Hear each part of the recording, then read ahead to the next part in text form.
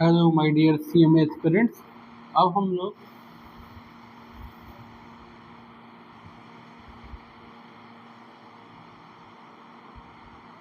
लोग आज सीखेंगे बेस स्टॉक मेथड।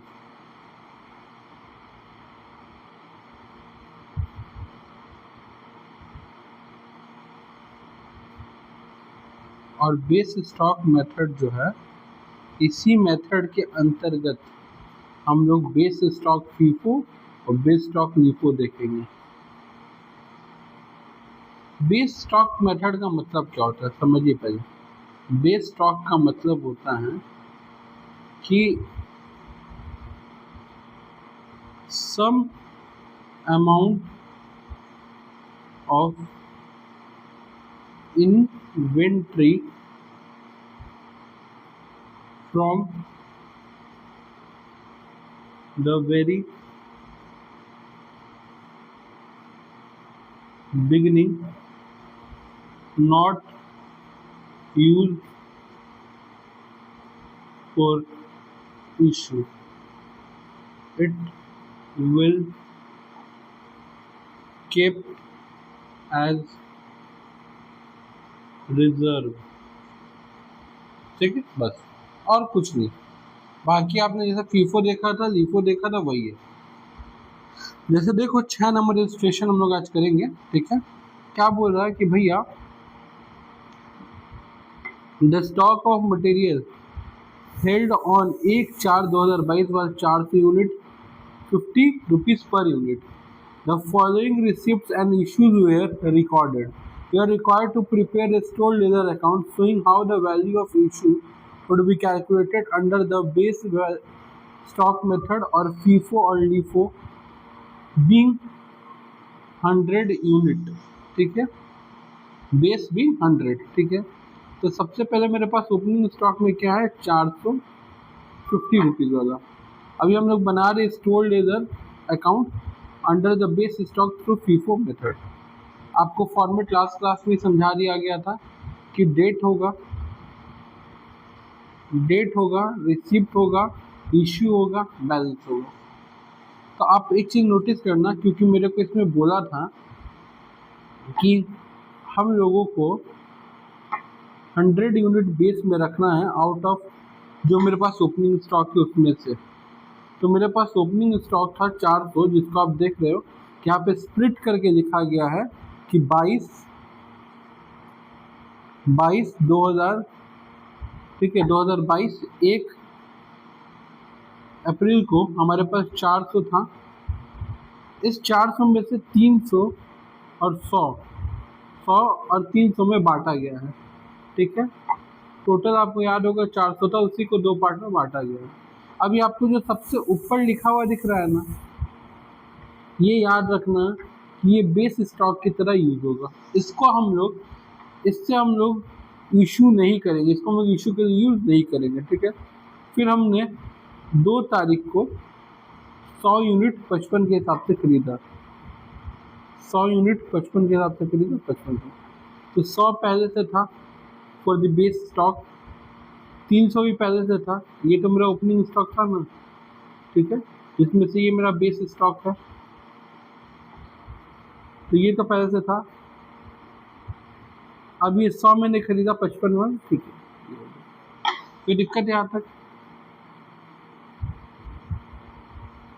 अब जैसे ही कहेगा, ध्यान देना कि मेरे को 400 यूनिट इशू करना है, तो हम लोग क्या करते थे पहले, हम लोग करते थे कि जो हमारे पास 400 पड़ा हुआ है ना, पहले हम लोग यहाँ से इशू करते थे, राइट।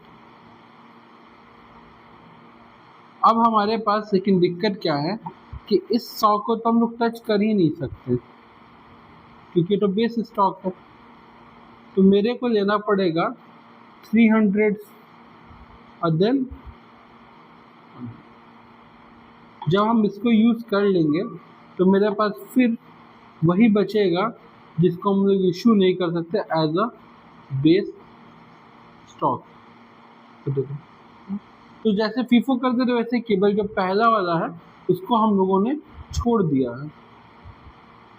जब जब बेस स्टॉक आएगा मैं उसको येलो से हाईलाइट कर दूंगा। नेक्स्ट, अब क्या बोल रहा है कि 10 तारीख को 600 यूनिट परचेज हुआ है 55 के हिसाब से। तो 10 तारीख को 600 यूनिट 55 के हिसाब से परचेज हुआ है। ये ऑलरेडी हमारे पास बेस स्टॉक था और ये 600 परचेज करके आया है, राइट।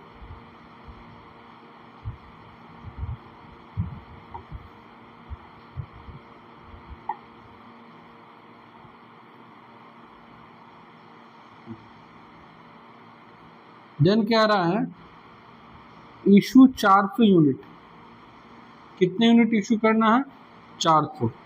अगेन कितना तारीख को? 13 तारीख को। तो अब आपको पता है कि येलो वाला तो बेस स्टॉक है, तो हमको इसी 600 में से 400 इशू करना पड़ेगा 55 वाले रेट पे 22,000। तो 100 तो पहले से बेस स्टॉक में रहेगा, 600 में से 400 गया तो 200 बचा।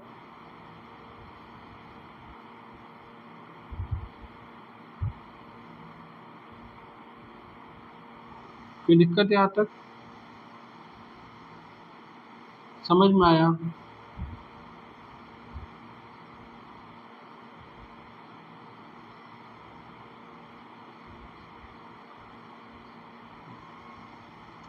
नेक्स्ट, फिर 20 तारीख को 500 यूनिट 65 के हिसाब से परचेज हुआ है। 20 तारीख को 500 यूनिट 65 के हिसाब से परचेज हुआ है। तो एक चीज समझिएगा, ये तो आपका बेस स्टॉक था, पुराना वाला 200 बचा और आपने और 500 खरीदा, करेक्ट।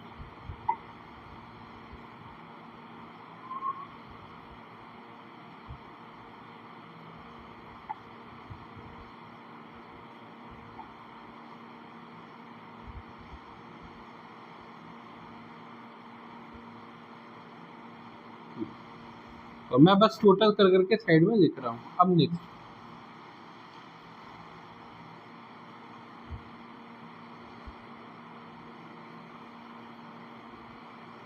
फिर 25 तारीख को आपको इशू करना है 600 यूनिट। तो देखो, पहले तो इस 200 में से इशू होगा, फिर इस 500 में से इशू होगा। देखो 255 वाला और 500 में से जो यूज हो रहा 65, करेक्ट। अब 100 हमेशा एज अ बेस बचा रहेगा।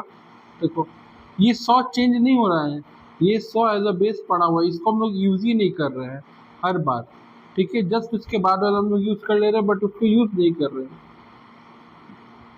अब 200 खत्म हो चुका है, 500 में से 400 इशू हुआ तो 100 बचा, ठीक है।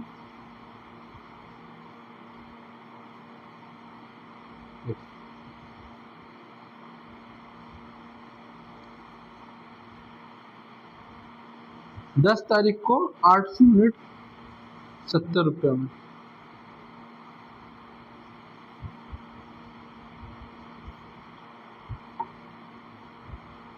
ये हमारा बेस था, ठीक है। ये पुराना स्टॉक बचा था और 800 हम लोगों ने और परचेज कर लिया।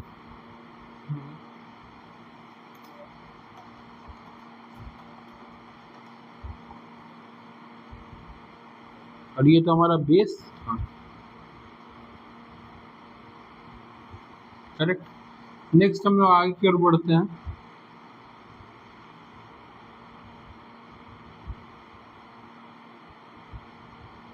बारह तारीख को 500 और 13 तारीख को 200 यूनिट इशू होगा। तो फिर 12 तारीख को 500 यूनिट, जब मैं 12 तारीख को 500 यूनिट इशू करूँगा तो सबसे पहले इस 100 को यूज़ करूँगा, फिर इस 800 में से 400 यूज़ करूँगा।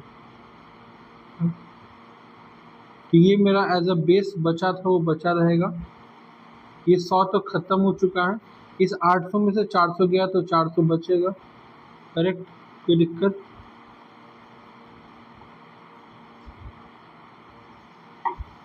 यहाँ तक हो गया हम लोग का। नेक्स्ट आता है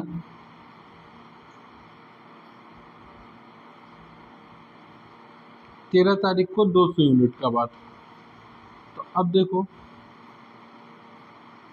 100 बेस का था, 400 मेरे पास है, इसी 400 में से 200 इशू होगा 70 के हिसाब से 14,000। अब 400 में से और 200 चला गया, ठीक है, तो बेस मेरे पास 100 बचा हुआ था,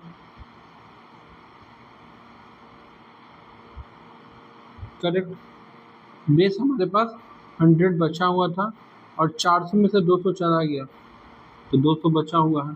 कोई दिक्कत है यहाँ तक?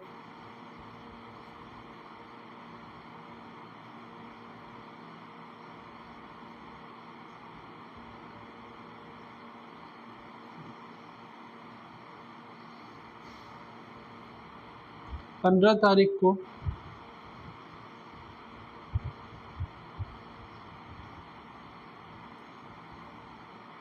500 यूनिट 75 के हिसाब से परचेज हुआ है।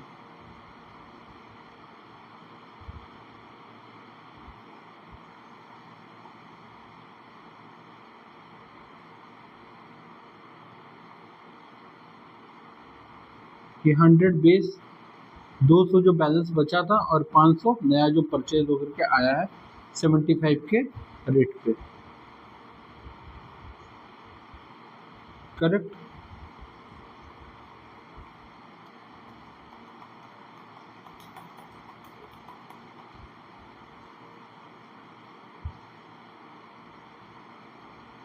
Next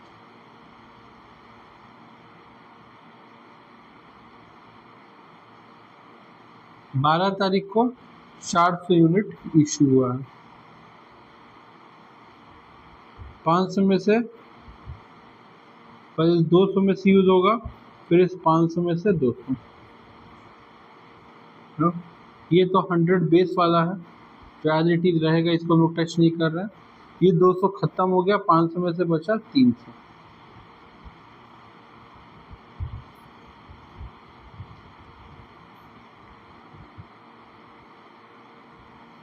correct.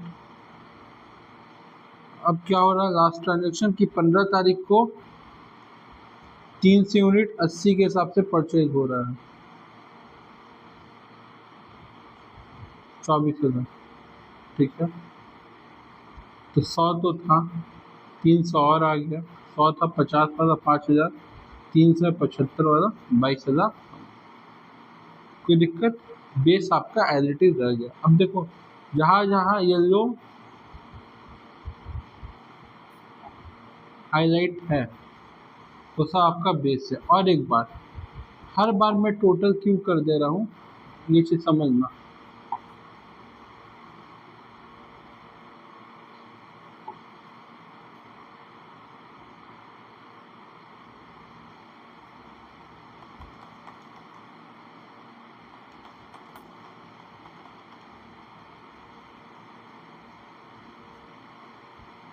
हर बार कि अगर मेरे से किसी एक पर्टिकुलर डेट का क्लोजिंग स्टॉक पूछे, कि जैसे एग्जांपल 2 तारीख को कितना क्लोजिंग स्टॉक था, तो 2 तारीख को भैया इतना क्लोजिंग स्टॉक था। अगर हमसे एग्जांपल पूछे कि 10 तारीख को कितना क्लोजिंग स्टॉक था, तो 10 तारीख का वैल्यू था इतना। बस इसी की वजह से, और कोई नहीं। आई होप आपको ये store ledger account under FIFO method base stock method समझ में आया होगा। सेम समझना हम लोगों को store ledger under base stock through LIFO method बनाना है, मतलब जो सब सभी हम लोगों ने बनाया, ठीक है। अब देखो क्या होगा ना कि दिक्कत ये हो जाएगी कि बीच में यहाँ पे सॉल्यूशन है और क्वेश्चन यहाँ पे, ठीक है। तो हम लोग क्या करेंगे, चंक्स में याद रखेंगे क्वेश्चन को। जैसे कि पहले क्या था कि भाई 400 यूनिट 50 वाला था और फिर 100 यूनिट मैंने 55 वाला परचेज किया था, ठीक है। पहला 2 एंट्री। तो देखो मेरे पास ओपनिंग स्टॉक पहले से कितना था, राइट। ये मेरे पास था 400, जिसका मैंने स्प्लिट करके इस वजह से रखा है क्योंकि ये जो पहला वाला है ये हमेशा एज इट इज कंटिन्यू होगा बेस स्टॉक की तरह। कोई दिक्कत? अब मैंने फिर 100 यूनिट 55 वाला खरीदा, तो ये तो पहले से था मेरे पास, और 100 मैंने 55 वाला खरीदा, कितना हो गया?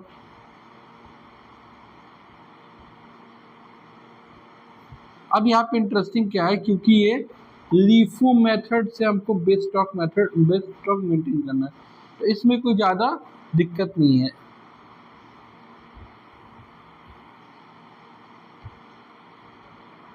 कितना 400 यूनिट इशू करना है, फिर 600 यूनिट 55 के हिसाब से परचेज कर लेना है। तो जब मैं 400 यूनिट इशू करने जाऊंगा तो पहले 100 यूनिट इसको इशू करूंगा, फिर इसमें से 300 यूनिट इशू करूंगा। तो बस यही बच जाएगा हमारे पास बेस 5 शेयर का। और फिर मैंने पढ़ा था, क्वेश्चन हमने पढ़ा था कि 655 के हिसाब से खरीदा है। तो ये तो हमारे पास बेस पड़ा हुआ है, 600 खरीदा हुआ है, कोई दिक्कत नहीं।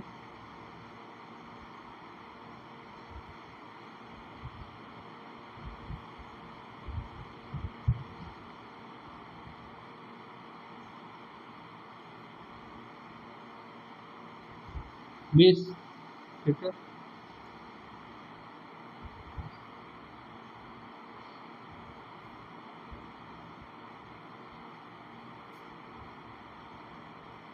हमारे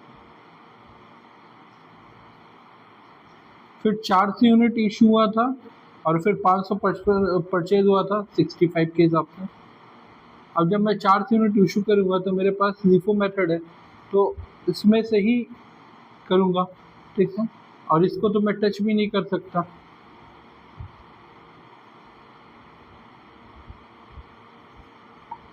तो 600 में से 400 चला गया, बचा कितना 255 के हिसाब से।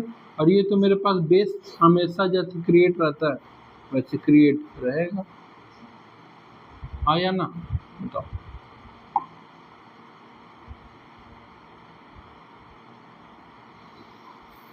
चलो नेक्स्ट।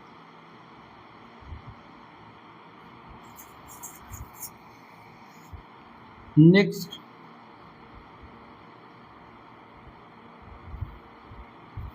25 तारीख को 600 यूनिट इशू कर रहा है और 800 परचेज कर रहा है।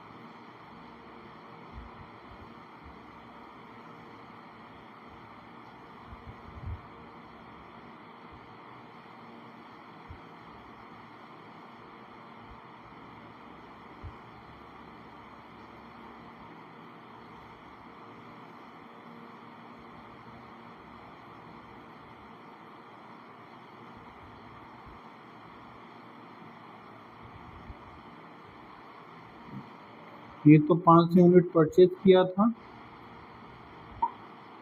100 मेरा बेस में पहले से था, और जो नया परचेज किया बैलेंस 200 था, और जो नया परचेज किया था वो यहाँ पे आ गया है।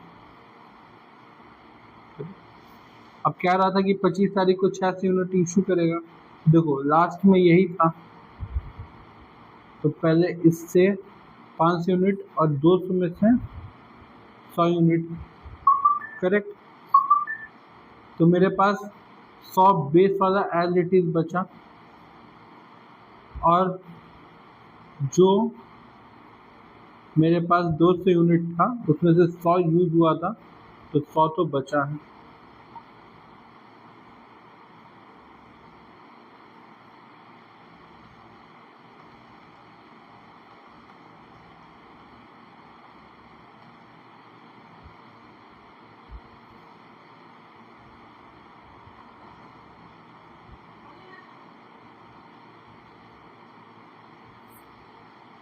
अब नेक्स्ट आ जाता हम लोग का,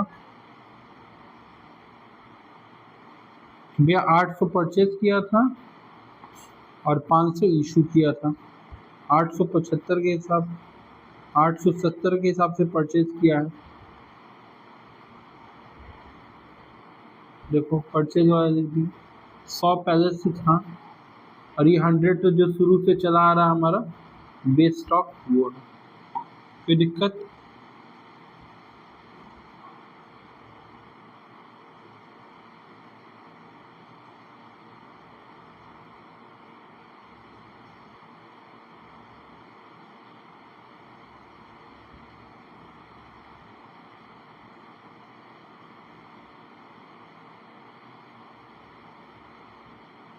बारह तारीख को 500 यूनिट इशू हुआ था और 13 तारीख को 200। 500 यूनिट इशू हुआ था क्योंकि रीफो है तो लास्ट से यूज होगा। तो देखो भैया 100 मेरा जो बेस था,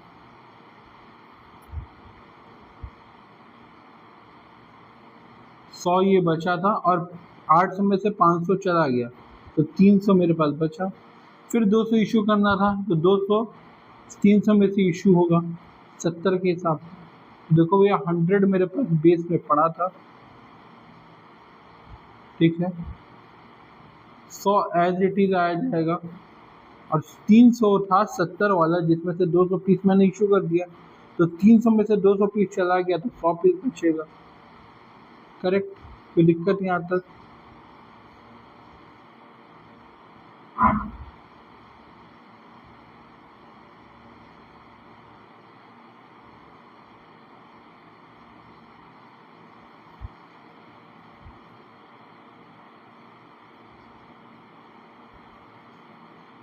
फिर 15 तारीख को 500 के हिसाब से 75 का परचेज और फिर 400 इशू।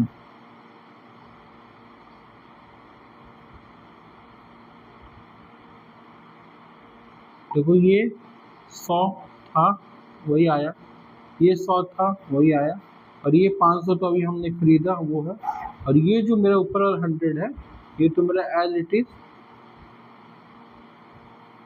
बेस है।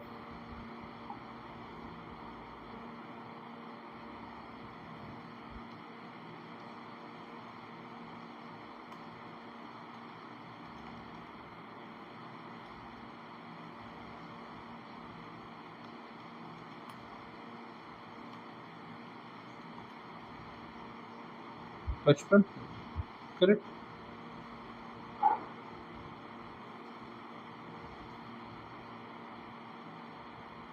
फिर 12 तारीख को हाँ फिर 12 तारीख को 400 इशू था, 15 तारीख को 380 के हिसाब से परचेज था। तो देखो 12 तारीख को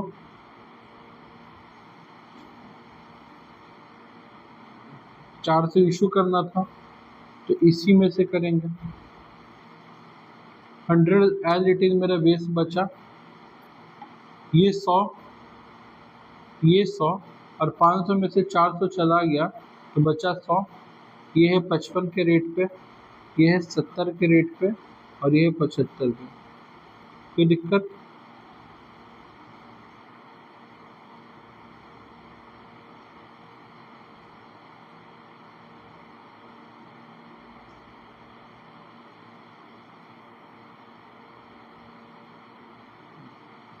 और फिर 300 मैंने परचेज किया था 80 के हिसाब से, तो 8 तारीख का 24,000 परचेज किया था। अब देखो 100 मेरे पास बेस,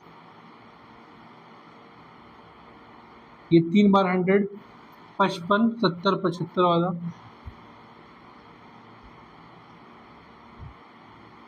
और जो अभी 300 का खरीदा वो, जब मैं इन सब का टोटल करूँगा इंक्लूडिंग ये बेस स्टॉक का 5,000 का भी, तो मेरा क्लोजिंग इन्वेंट्री आ जाएगा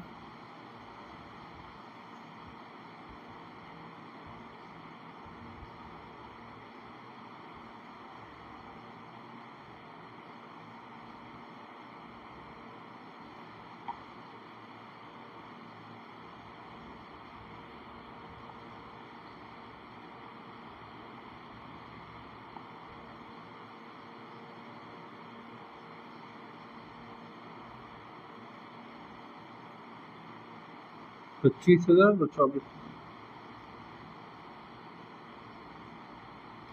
25,000 और 49,000।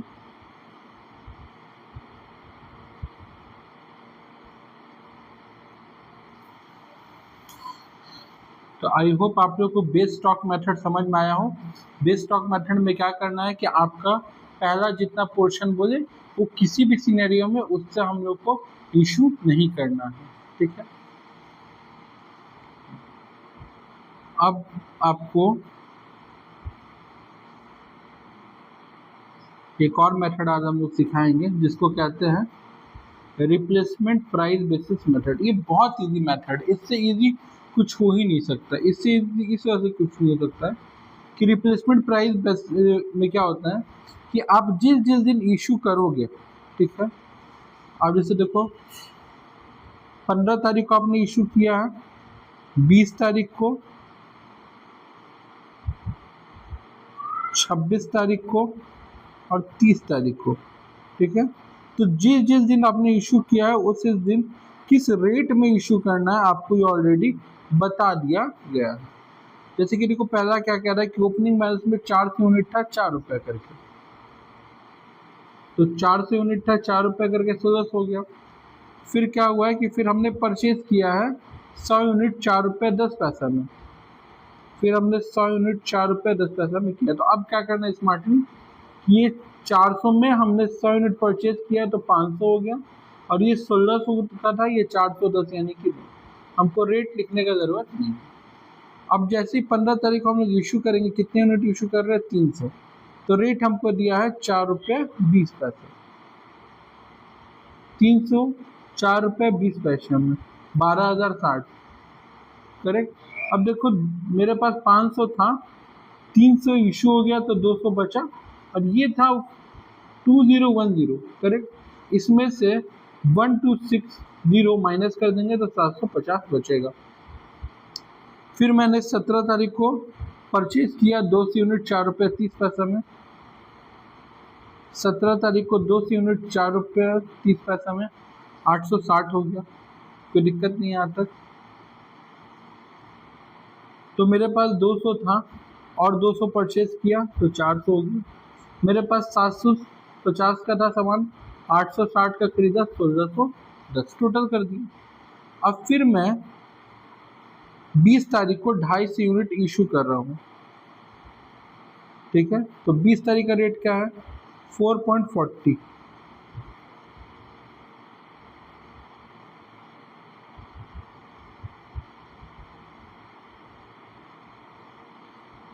$1610 में से 1110 चला गया, तो क्या बचा हमारे पास 510, करेक्ट। नेक्स्ट फिर क्या था कि भैया 25 को 400 यूनिट परचेज हुआ है,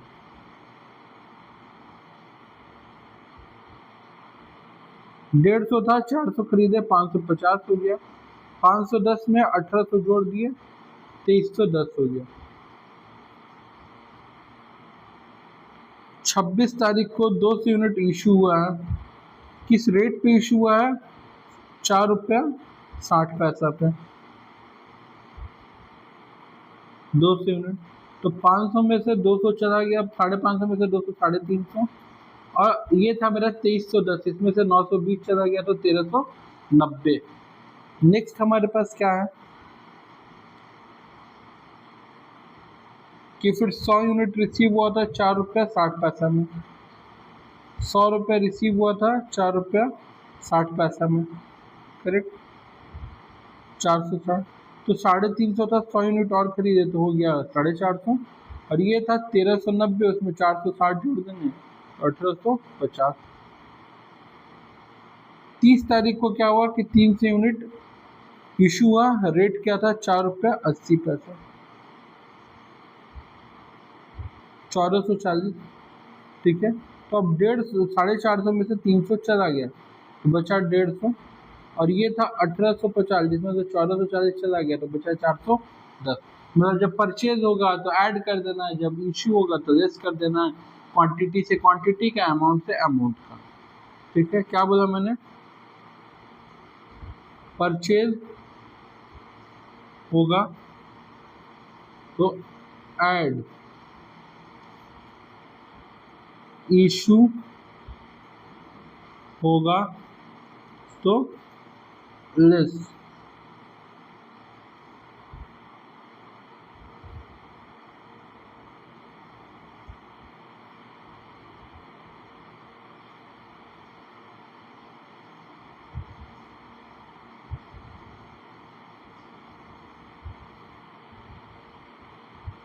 किससे,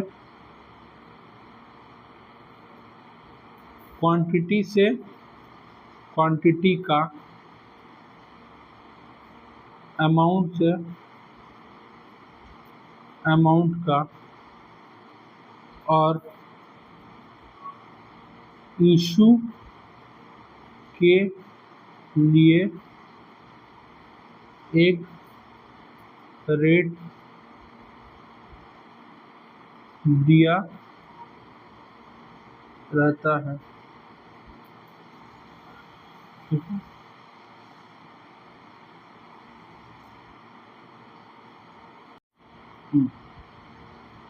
एक रेट दिया रहता है, एक रेट नहीं, हम लोग ऐसा लिखते हैं, इशू के लिए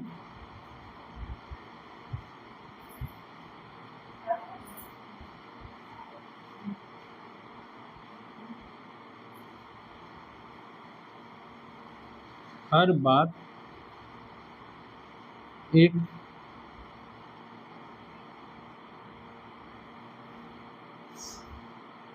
नया रेट दिया होता है। ठीक है,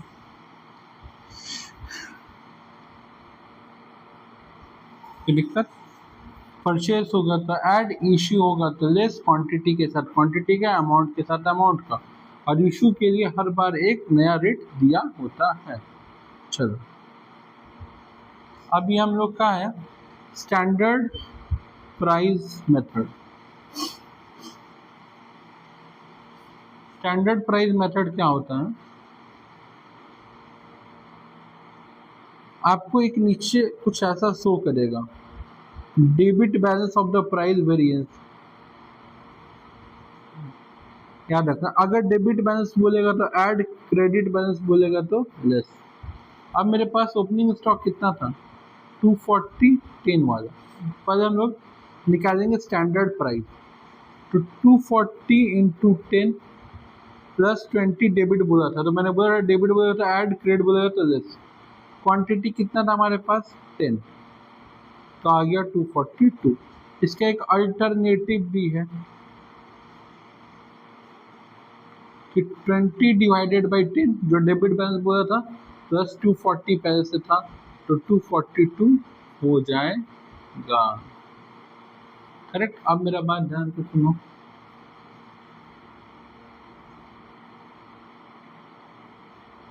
जब जब सामान इशू होगा वो 242 के ही रेट से होगा। जैसे कि 1 जनवरी को मेरे पास स्टॉक था 10 टन, 10 टन 240 के हिसाब से 24। फिर मैंने 4 जनवरी को और 5 टन खरीदा 260 के हिसाब से, तो 10 पहले से था, 5 खरीदा 15 हो गया, 24 तो था 1300 हो गया। ठीक है, यहाँ पे भी हम लोग क्या कर रहे हैं, परचेज हुआ तो ऐड कर दे रहे हैं, किसका? क्वांटिटी का क्वांटिटी के साथ, अमाउंट के अमाउंट के साथ। फिर क्या आ रहा है कि हम लोग इशू करेंगे 3 टन और 12 तारीख को 4 टन, तो 3 तारीख को जब इशू करेंगे तो 242 रेट हम लोग ऑलरेडी निकाल के रखे हैं।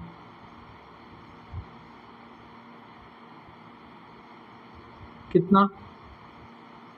तो 15 में से 3 टन चला गया तो 12 बचा, और 3700 में से 726 रुपये चला गया तो ये बचा है। रेट का कोई सिस्टम नहीं है। नेक्स्ट आता है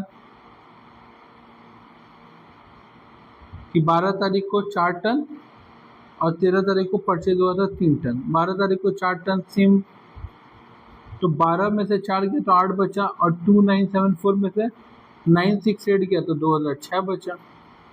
करेक्ट। नेक्स्ट क्या था, 3 परचेज किए थे 250 के हिसाब से 750 हुआ, तो देखो 8 का 3 परचेज किए 11 हो गया, और 2006 में 750 जोड़े तो 2756 हो गया। कोई दिक्कत? नेक्स्ट फिर क्या था कि 19 तारीख को 4 टन और 26 तारीख को 3 टन इशू करना था। 19 तारीख को 4 टन, तो 11 में से 4 गया तो 7 बचा, और इस अमाउंट में से इस अमाउंट को अगर लेस करेंगे तो 1788 बचेगा। फिर 7 में से 3 टन गया 242 के हिसाब से, तो 7 में से 3 टन जाएगा तो 4 बचेगा, और 1788 में से 726 जाएगा तो 1062 बचेगा, करेक्ट यहाँ तक। नेक्स्ट फिर 4 टन परचेज हुआ था 280 के हिसाब से, और फिर 3 टन इशू हुआ था, तो फिर 4 टन परचेज हुआ था उसका हिसाब कर लेते हैं। ये 4 था और 4 परचेज हो गया 8, ये था 1120 ऐड कर दिए 2182, ठीक है। अब इसमें से 3 टन इशू हो गया किस प्राइस पे, 242 पे, तो 500 में से 300 गया, 800 में 8 में से 3 गया, तो 5 टन बचा, और 2182 में से 726 रुपये गया तो बचा। तो इसका भी नियम क्या है, परचेज होगा तो ऐड, इशू होगा तो लेस, क्वांटिटी का क्वांटिटी के साथ अमाउंट का अमाउंट के साथ।